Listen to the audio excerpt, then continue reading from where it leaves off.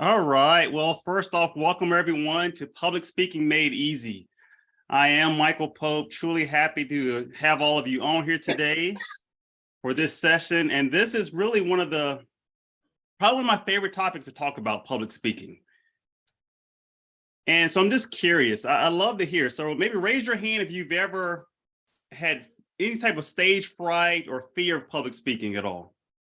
Either raise your hand or put a 1 in the chat. All right, I see a lot of you have. Okay, yeah. I'll tell you, I'll never forget my first time giving a professional speech.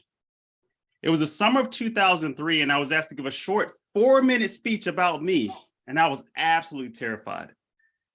You see, I'm a natural introvert and an IT professional, and so the last thing that I wanted to do that day was to stand up in front of a crowd and speak. So as I sat in my seat that day, anticipating being called up, I came down with a bad case of the what ifs. What if I forget my lines? What if they don't like me? What if? And I'm sure maybe you've dealt with some thoughts like that before. So as I slowly walked to the front of that room, my nervousness continued to increase.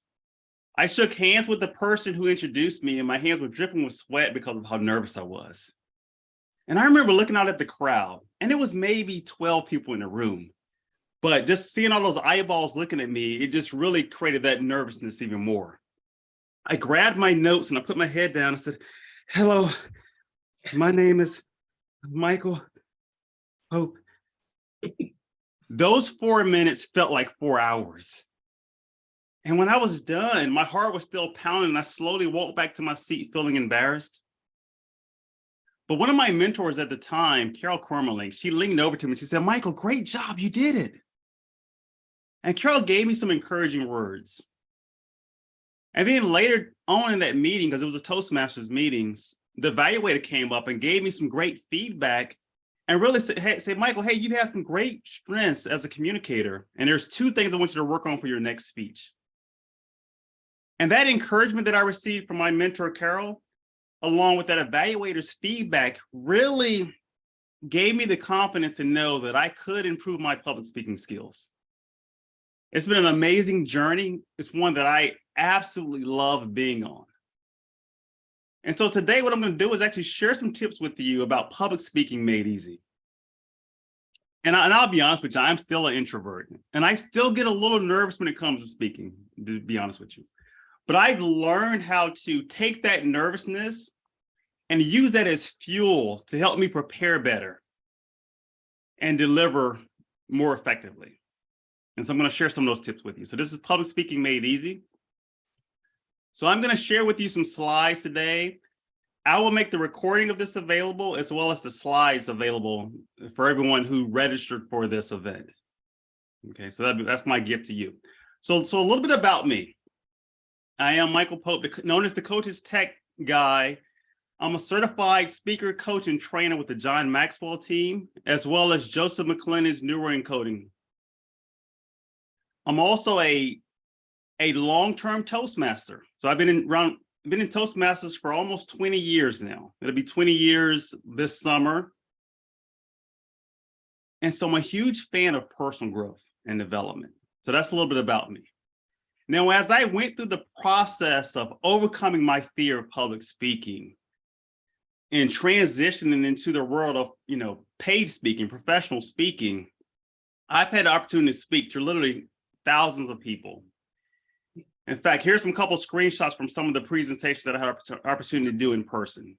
Virtually, of course, I was speaking to a lot of people, but I love getting on stage in front of live audiences. There's nothing like that feeling of being in the room now, because I always remember how far I've come.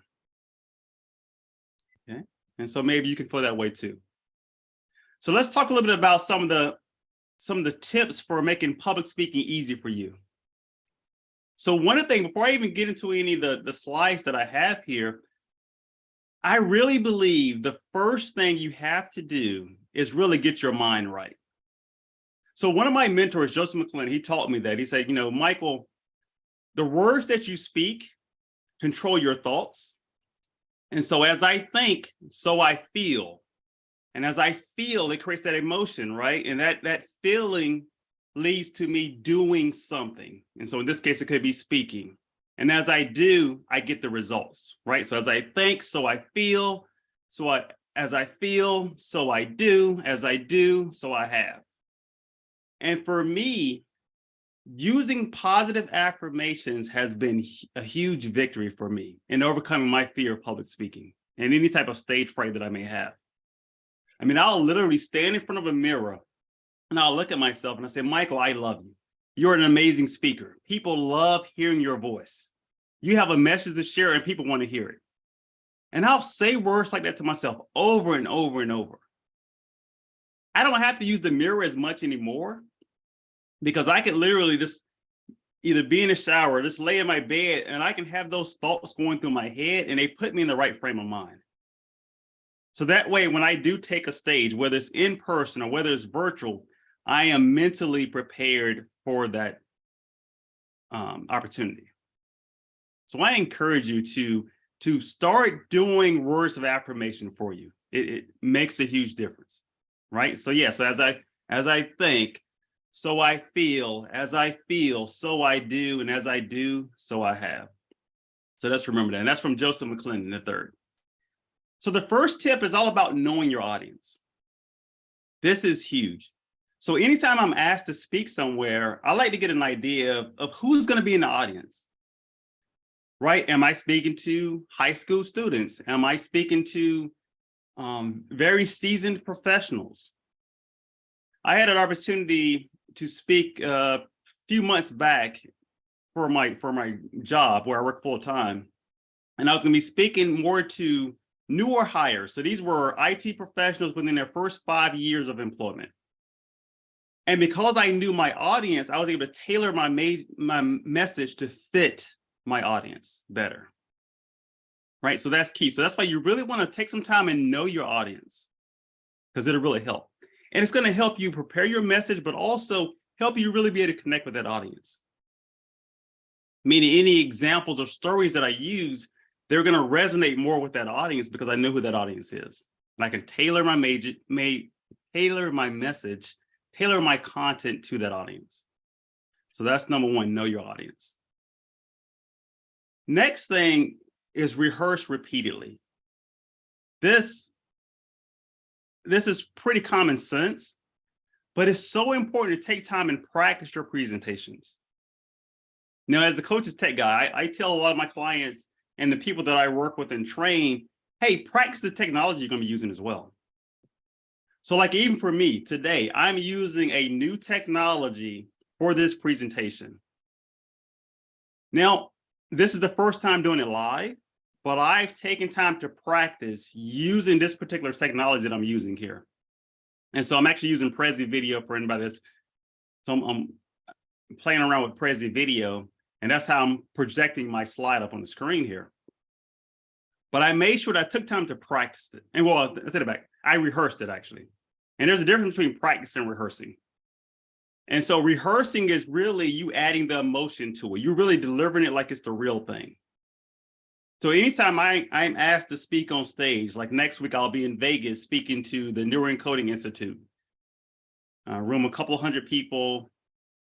And for that presentation, I'm doing an hour-long keynote.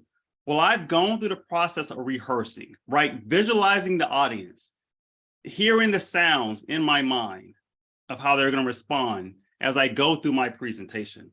So that's all a part of that rehearsal process.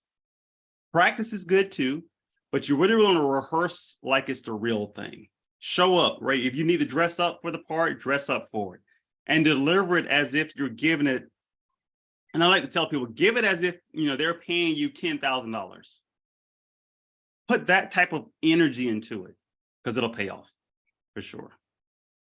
So there's a couple other ways that I do as far as rehearsing and practicing my presentations. So one tool that I use is I love using a tool called Udemy.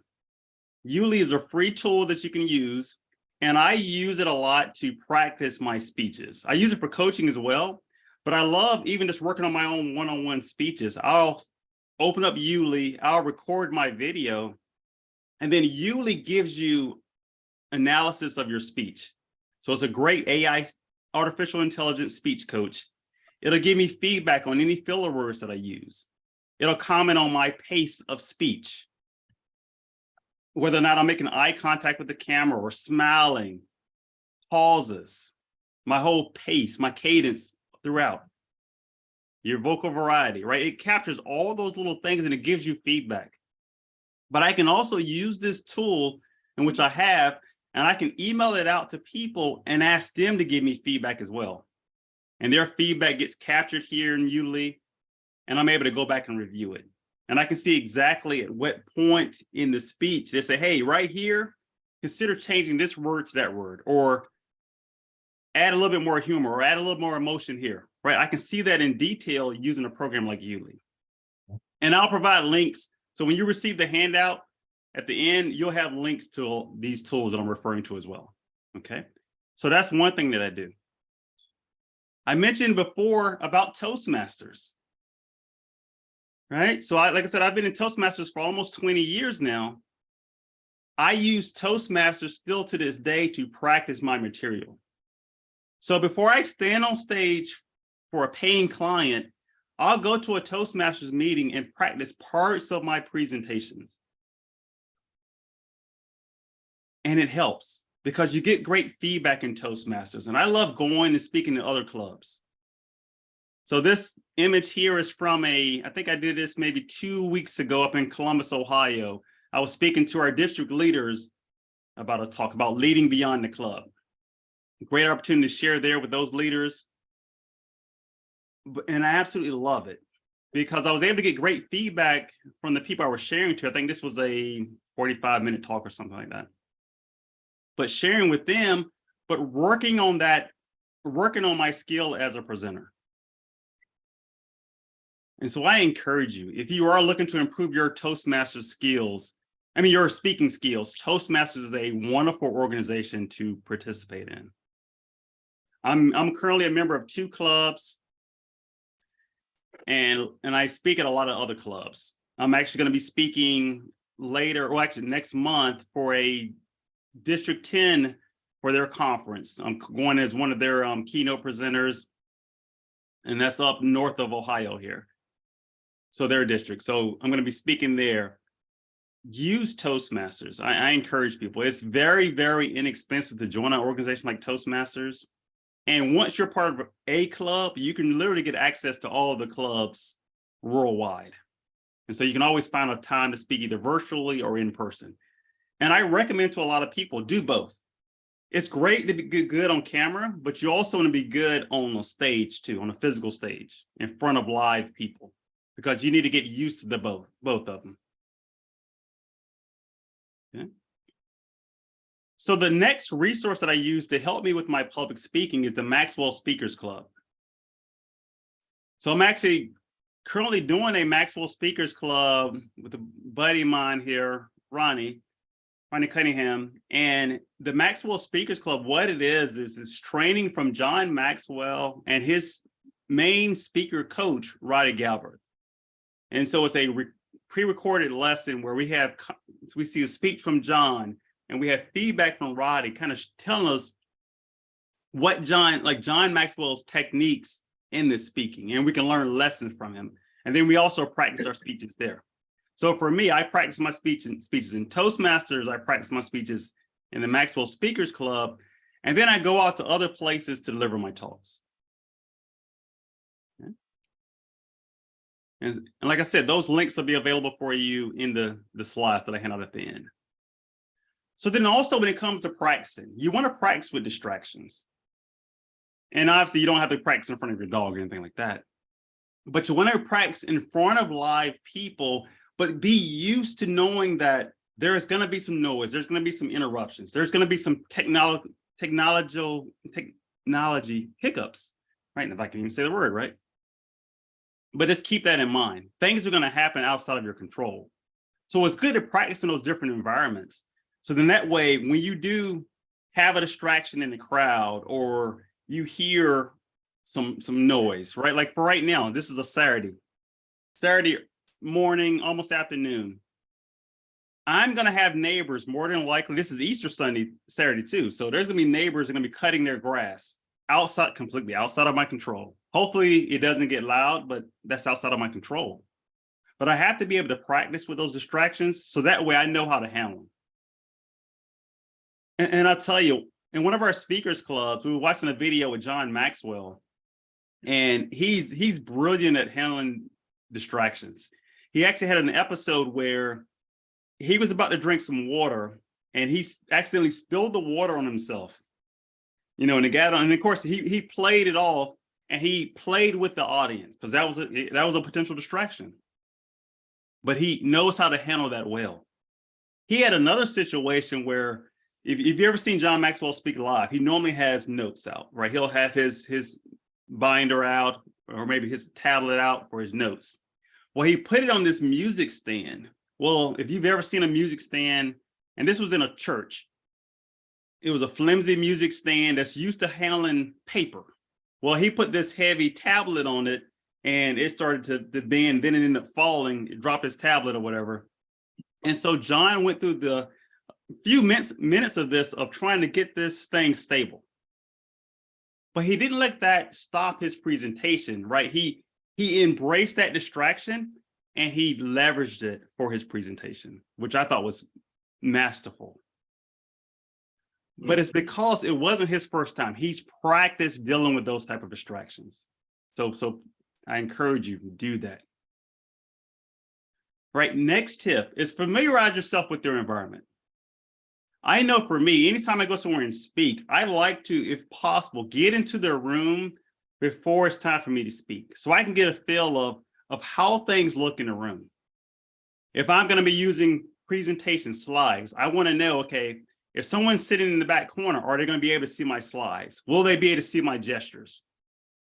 All that. So like even right now, like because of the way I am in Zoom, my body is cut off, unless I back up or something.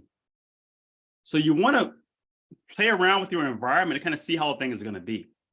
But I know for me, one of the things I learned many years ago when I first started speaking is the importance of really showing love to my audience. And so for me, I'm a Christian, so I'll pray for my audience before it even gets started, even when the room is empty. Like I'll pray for the room and all that to set up my mind right.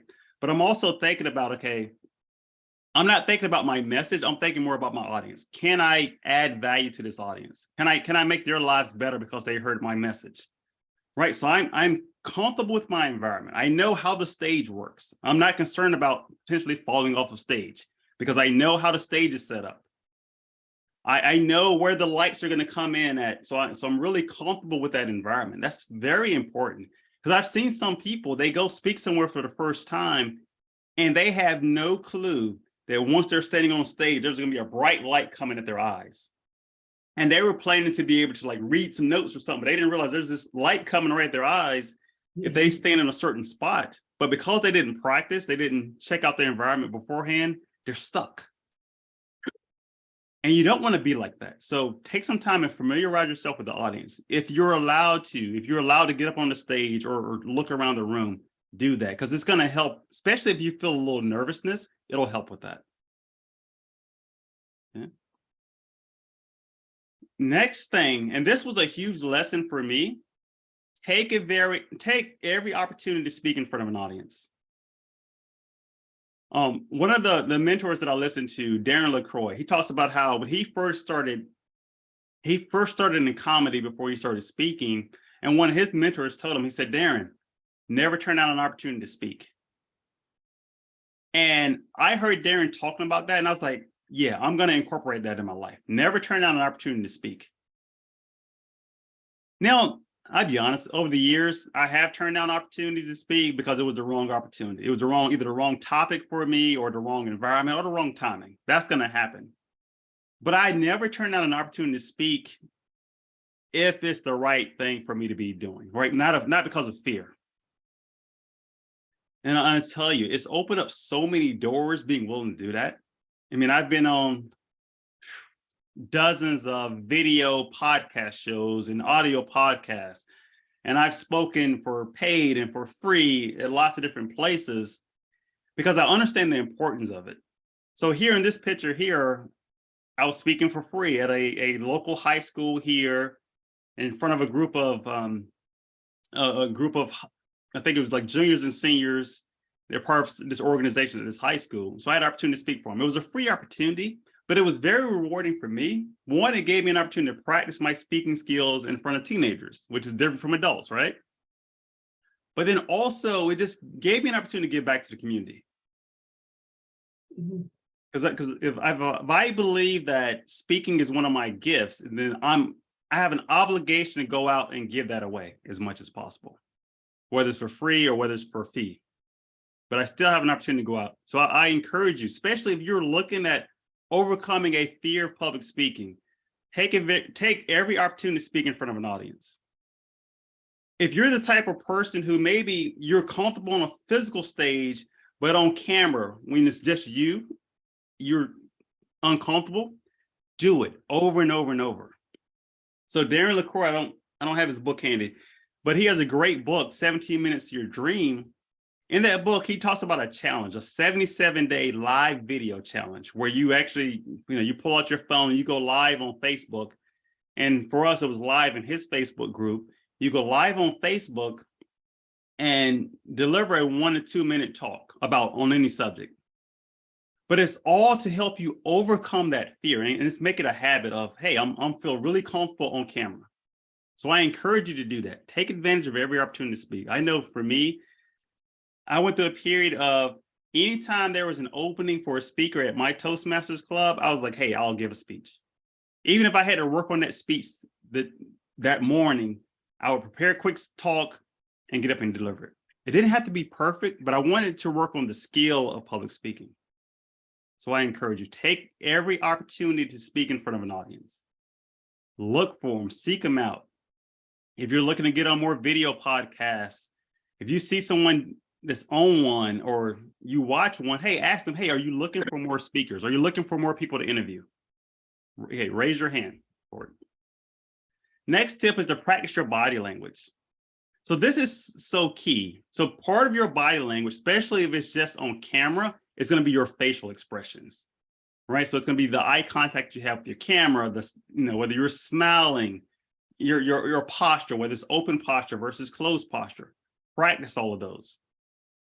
One of the things I love about Toastmasters meetings, especially when I used to attend them when it was just in person, was we would always get evaluated on our body language. I remember, one of my mentors giving someone some feedback. She was giving her feedback about crossing her legs, because she was like, hey, don't cross your legs when you walk because you may trip. And that was great. She showed her how to properly walk, especially when you're on heels on a stage, without crossing her legs. And I was like, man, that is a great tip. But it's just because they're focused on those specific body language movements. So practice your body language. Next tip, of course, is to make eye contact. And that's key. So on video, it's easy, right? You're looking at the camera. But when you're in front of an audience, my tip, the thing that I learned is I divide the room up into 3 main points. So I'll look in the front, make eye contact with these front people here. And then I try to look over their head a lot of times to people in the back, make sure I make some eye contact with them. I'll make eye contact to the people on the right and eye contact with the people on the left. And I vary it up, but I want to make sure that I feel like I'm connecting with everybody in the room. And even if you can't see them because of the lights, if you're looking in that direction where you know people are because you're familiar with the environment, then it's going to work, right? You're going to make that, they're going to feel like you're talking just to them, even if you can't see them because they can see you. So let's work on that eye contact. And tools like Udly or tools like the 2 speaker resource like Toastmasters can help you out with that. Another tip is to slow it down. One of the cool things about Udly is that if I put a speech in there, it'll let me know what my pace was, as I mentioned earlier. There's times when I've seen speakers who they're talking really fast, they're so excited about it, and it's that nervous energy, right? We got to remember to slow it down a little bit so that people can digest the information. And you may even have to repeat it. But that's all part of that rehearsal process that you're going through where you're practicing your speech and you're comfortable enough where you don't have to feel rushed. I've seen some speakers, especially in Toastmasters, where there's a set time limit. And because they have so much information, in a small amount of time, they're talking really fast, trying to get it all in. Like, no, get rid of some of the information, slow it down, and then also pause. Don't be afraid of pauses. And pauses are key, especially if you're asking a question, right? If I ask you a question, hey, have you ever had a fear of public speaking? I need to pause long enough to give you time to think about the answer in your own mind. But also, if I'm making a strong point, I want to pause, give you time to think about the answer, think about that statement, maybe even give you time to take notes if you're taking notes. But pauses are so important. I have to remind this to my 10-year-old on a regular basis, because in the evenings, we do our devotional reading and everyone reads a chapter from their book.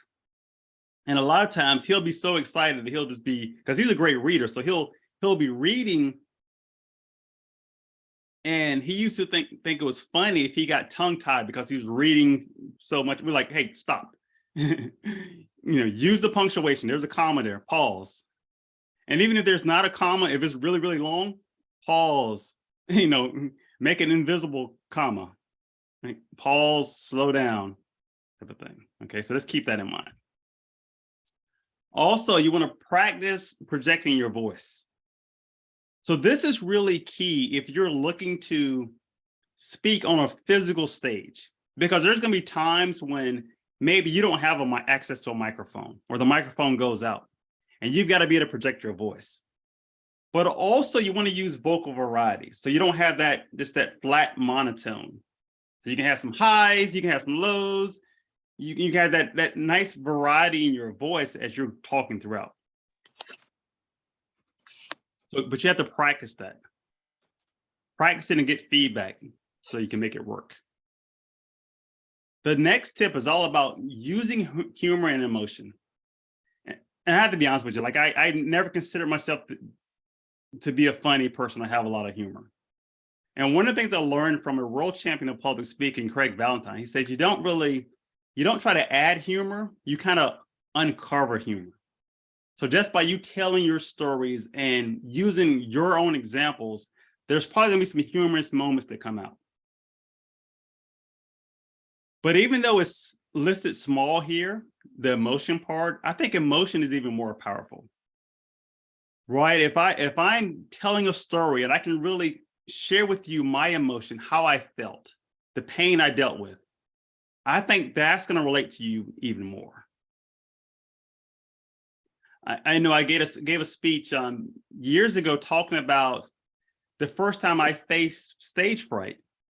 And for me, it was me sitting on the front row of my Grandpa Joe's funeral, eyes filled with tears.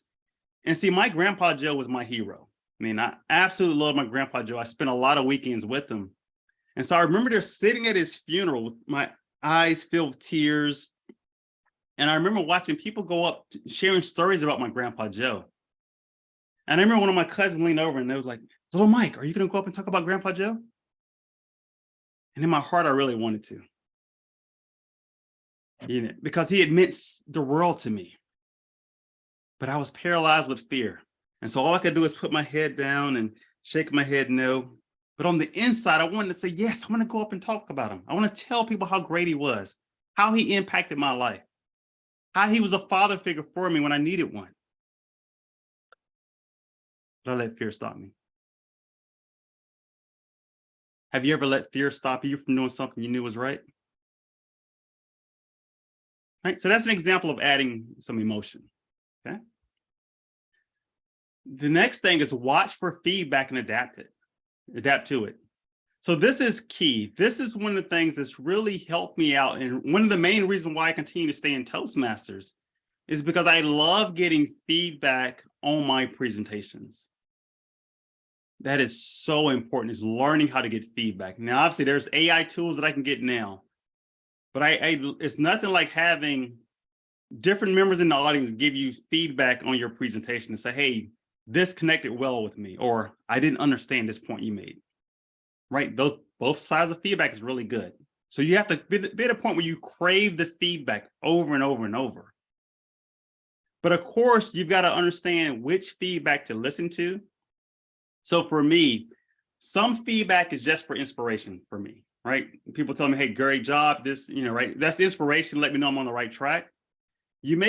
I've had specific feedback, people say, hey, don't do this, don't do that. And then I have to evaluate, okay,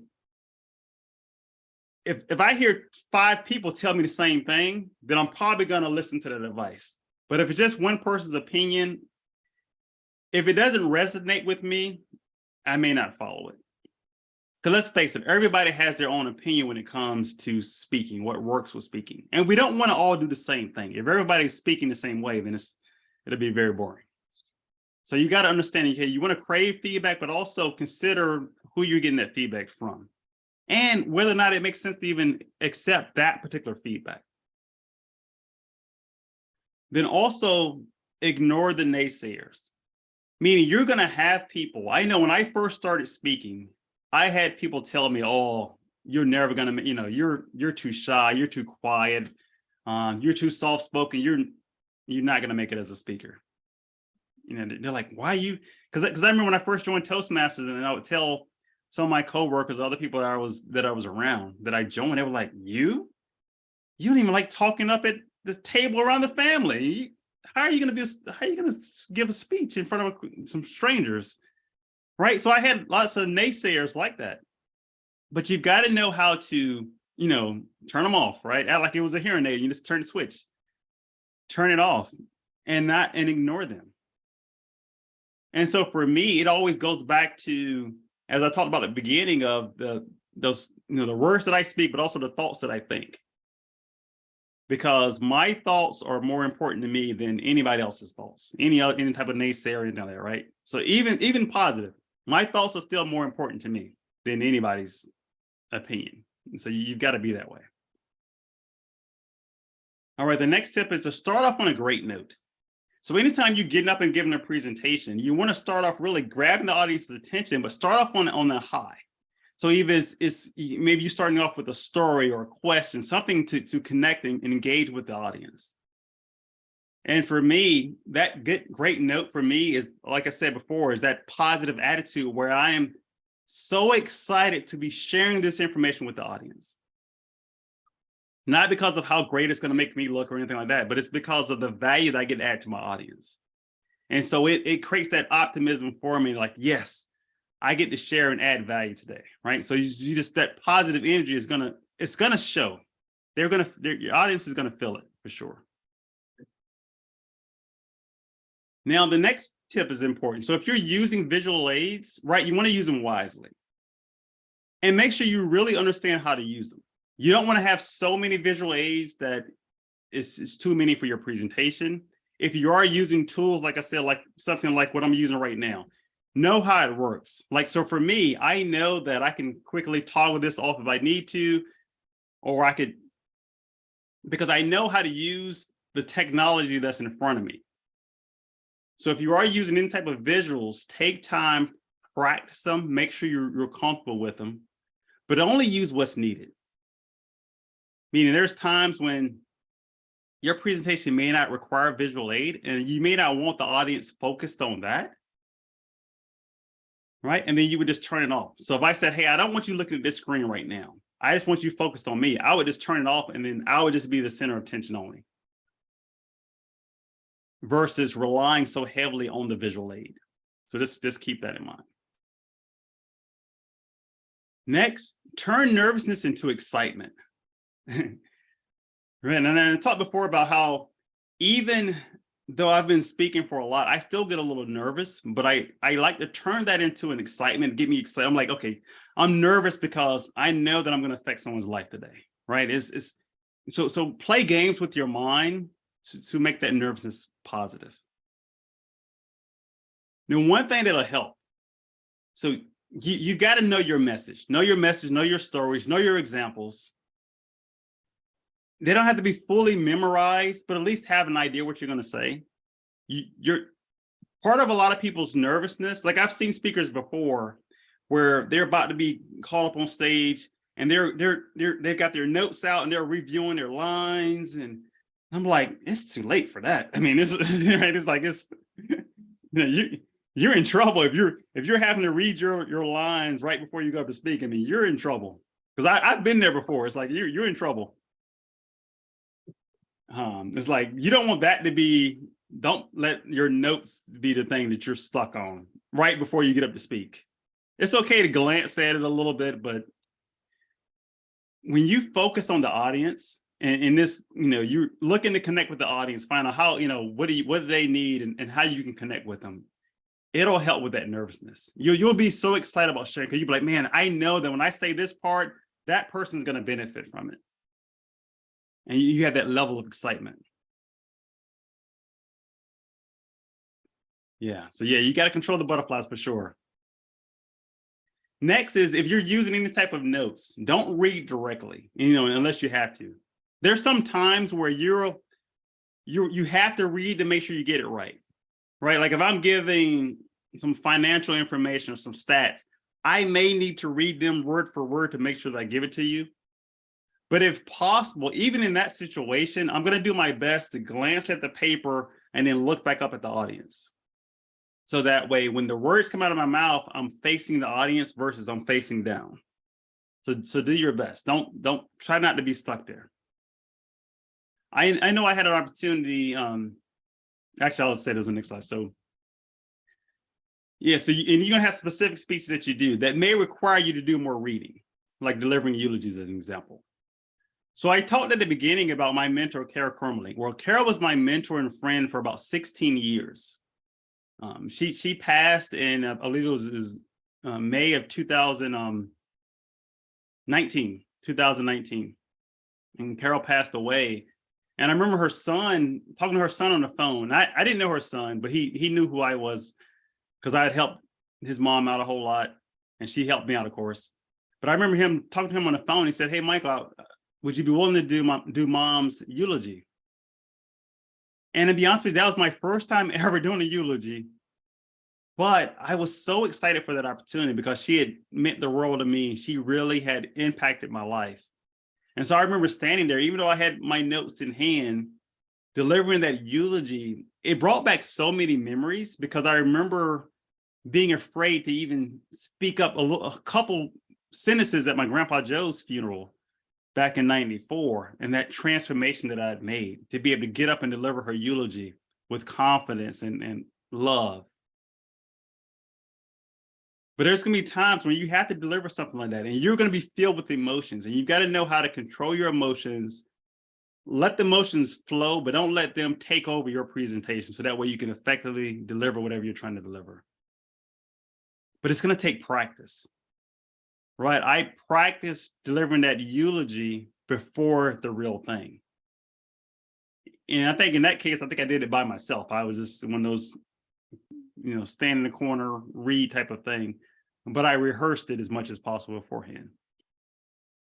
There's also going to be some cases where you're going to be asked to accept an award, and you want to prepare. Treat it like a speech.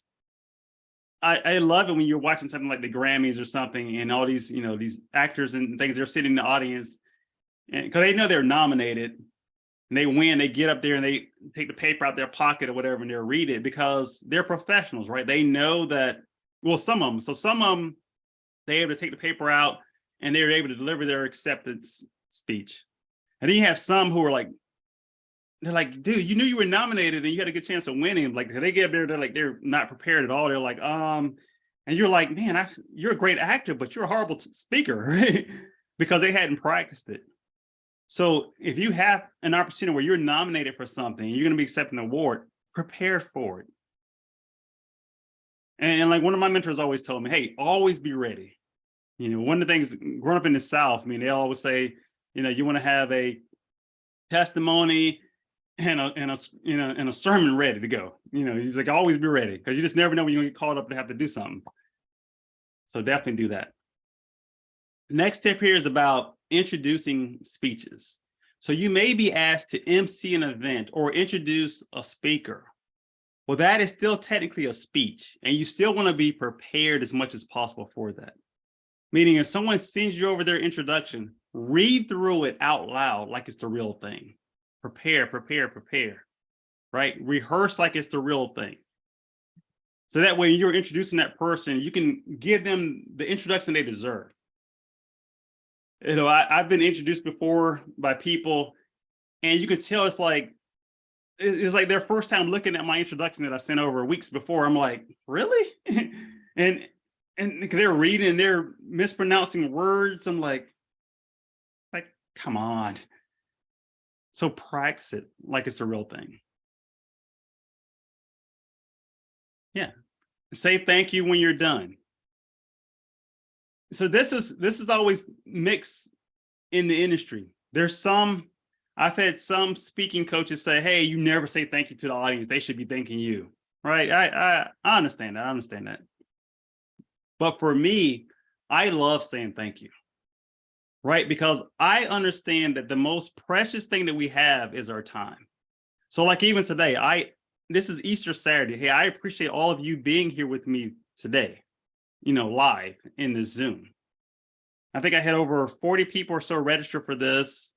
So there's 12 of you on here right now. So, hey, I truly appreciate it. Because like I said, I understand that the most precious time that we all have is our time. So anytime someone's willing to give me their time to listen to me, I'm going to say thank you because I truly appreciate it. Okay. And so there's going to be some resources. So I'm going to give you all access to the handout, and you're going to have access to these resources that I've got listed here. So you can learn more about some of how to find a Toastmasters club if you're interested in that. More information about the Maxwell Speaker Club, which I'm a part of. And then also the tool that I referred to about Udemy for helping with the speeches. Okay. And so then real quick, so I'm going to do two things. So one is I'm going to ask you for feedback. I mentioned before, like how I'm a big fan of craving feedback. So I'm going to ask you to take out your phone, scan this QR code, and I'll also put the link in the chat. And so this will allow you to give me some simple feedback on my presentation today. And then also it's going to give you an opportunity to be able to download the slides from today's presentation as well. So you'll have those. So we'll take a quick minute there. And then what I want to do, I'm going to do something different for the last couple seconds as well, but I'll give you time to do that first. And then after you do this survey, what I want to do is in Toastmasters, we have a thing called table topics where we get a volunteer to answer a question in about 1 minute. Okay. And so I'm going to ask for a couple of volunteers for a few questions. So that way you can, because I would love to hear from some of you all as well. But I'll give you maybe 30 more seconds to get that link there.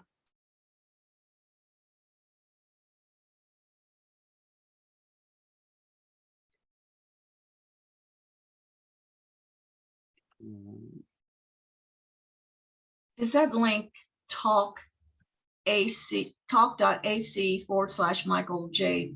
Pope Jr.? Yes. Okay. And I did put it in the chat as well. Yeah, that's what I'm looking. And the code is SPEAK, SPEAK. Okay.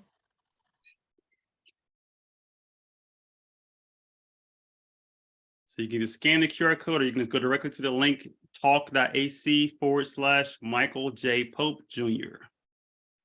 And the code is SPEAK.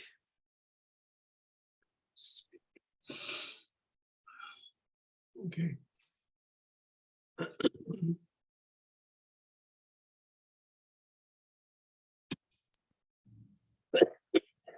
See.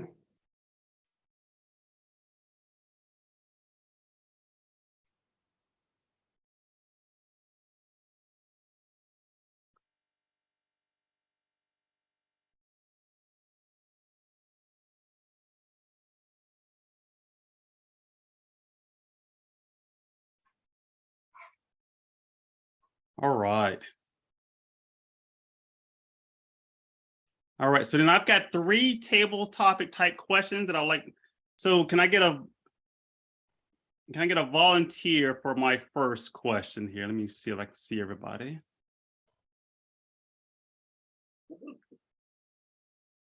All right, Dr. Arnie, I see you. I'm gonna pick you as my volunteer because I don't see any hands Sure, up. I'll do it. Why not? All right, and you're always a great sport here. Let me get you set up here, Dr. Arnie. I am gonna. All right, so Dr. Arnie, your question is, let's see.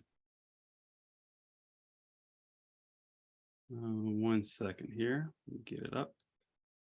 So Dr. Arnie, what strategies have you found helpful in managing nervousness when given a speech or presentation? So what strategies have you found helpful in managing nervousness when given a speech or presentation? I basically, what I do is manage my nervousness by not looking over my notes.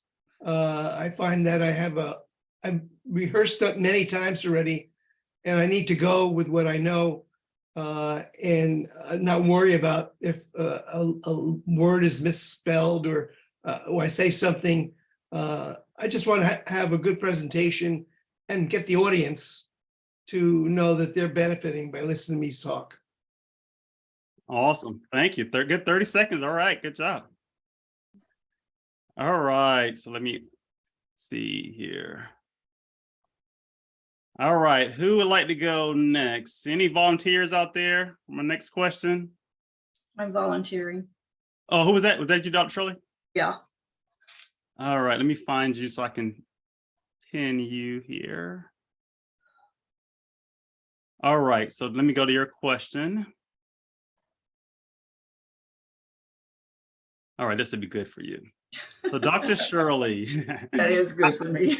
how important do you think preparation is in overcoming fear of public speaking? And what steps do you take to prepare for a speech or presentation? How important do you think preparation is in overcoming fear of public speaking? It's very high in my goals for public speaking. I think that as you taught us today, public speaking is so important, but you have to know your audience and you have to prepare on many different levels. You can go out and speak with someone. You can kind of immerse yourself in their culture to determine what you need to speak to them about. For example, I wouldn't speak to high-level chemistry students about intro to chemistry because they already know that. And what steps do you take to prepare for a speech or presentation? I try to speak on topics that I know something about. I've learned the hard way to try to speak on things that I don't know anything about. And I have to be able to put myself in that speech. I have to have the emotion. And the only way that I can do that is to have some experience with it, have learned, have gotten vision or wisdom from the mistakes that I've made in certain areas. Thank you so much, Mr. Table Topics Master. All right, way to go, Shirley. I love it. All right. Until I got my seasoned Toastmaster there. Yeah. All right, so let me get maybe one more volunteer here. Let's see. Oh, there's Virginia. Oh, Virginia volunteered? Okay, I saw Virginia a little while ago. Perfect. Yeah. All right. All right, how you doing, Virginia? Doing good. All right, so for you, let's see. Here is your question. So have you ever given a speech or presentation that you thought went poorly? What did you learn from the experience and how did you use that to improve your future public speaking? Okay, thank you, Michael. When I think of a speech that went poorly, I think of a speech that I was presenting. It was actually within Toastmasters. I had tried to memorize it so specifically that when I forgot one sentence, it just messed up my concentration for the rest of the speech. So what I try to do to prepare now is I make sure I have a really solid beginning and a really solid ending. That's what one time someone asked Eleanor Roosevelt about giving speeches, and that was her recommendation. Make sure you've got a really solid beginning, a really solid ending, and more than let the middle part flow from an outline. So then I will try to make sure I've got my specific points and I'll practice. So I'm consistent with my practice and when I get to my presentation. But then I've learned, not to memorize, so to be so specific that it will mess me up if I don't follow through. Oh, Thank good you, Michael. advice. Thank you, Virginia. Good advice. All right. So let me go back here. So thank you for those participations. So to wrap up, I truly hope that you're feeling more confident about public speaking. And I want to challenge you all to look for an opportunity to give a speech in the month of April somewhere, whether it's a Toastmasters club, whether it's just you going live on Facebook, doing your own webinar, right? I encourage you, find a place to speak, because it's great learning and hearing about public speaking and all that. But until you actually get up and do it, nothing's going to change. Information doesn't change this, right? Action, proper action is the only thing that can change this. But guys, hey, I definitely appreciate you all being on here today with me. I thoroughly enjoyed going through this information. And like I said, I'll also send an email out with the recording of this, as well as the handout as well, for anybody who wasn't able to get to it. Like I said, I truly appreciate it. And I'll stick around. So if you have any questions, I'll officially close right now, but if you do have any questions, I can definitely talk about some of those. Someone has in the chat, they wanted you to share the PREZ video link. Oh, for Prezi. Yeah. Yeah, I got you. Okay, let me find that. Did you even add that to your resource list, Michael? It's such a great upgrade. Yeah, I should do that. You're right. So I'll put it in the chat for right now, and then I'll probably will go back and update that resource. Okay, thank you. Yeah, and so I am using the free version of Prezi. So just so everybody's aware of that, because they do have a paid version. I'll probably look into it in the future, but for right now, I'm just using the free version of it. Mhm. And I love how easy it is to use. I mean, I think it's a great tool. I mean, it's great being able to quickly put slides up like this. I can also share my screen if I wanted to share a PowerPoint or share a website. I could also do that as well with Prezi. So it's a really good tool to use. Okay. Any other questions? I do have a comment. Okay, I'll take This comment. has been so beneficial to where I am in my Toastmaster journey right now. I'm doing my Speechcraft class, and I'm currently teaching first and third year medical students from Wright State University. Oh, So if you know anything about Speechcraft, you know it can be kind of confusing as it relates to your weekly agenda. And so I'm going, what do I do for my last week? Because I'm doing the 4-week version of it. And this is what I'm going to do. I'm going to give them those steps that you gave us just now. oh, cool. And it's just perfect. So thank you so much. Oh, you're welcome. And congratulations on the Speechcraft too. I need to do that. I need to do a Speechcraft, because Speechcrafts are cool. So that's another part of Toastmasters. And so was it just a 4-week program that you did? You can do 4, 6, or 8 weeks. And I'll Okay. tell you, I have a horror story, because the first time I tried to do it was 2020 and COVID hit. Hmm. The second time I tried to do it, Toastmasters was having that problem with the application, and I lost all of my students. So I've declared that I'm going to finish this one. I'm going to finish this Speechcraft class. Yeah, so congratulations. Thank you. All right. Well, hey, I appreciate you all. I hope you all have a safe, wonderful Easter weekend. Bye. Okay, Michael, I just wanted to say thank you so much. You gave me hope today, and just giving me hope to be able to speak in front of others and taking the action that's needed and the tools. And God bless you. God bless you too, Victoria. Great job. You can, yeah, so Victoria, reach out, let us know whatever. So if you do end up getting set up for a speech or something, let us know. Okay, because I'm very introverted too. So you just really, your story resonated with me. Oh, Because I talk, but I have that nervousness, and I grew up like that. Like I would be so really good at projects and presenting things. And it's like the purpose that I have in my life right now. I have to speak. I'm trying to go into life coaching.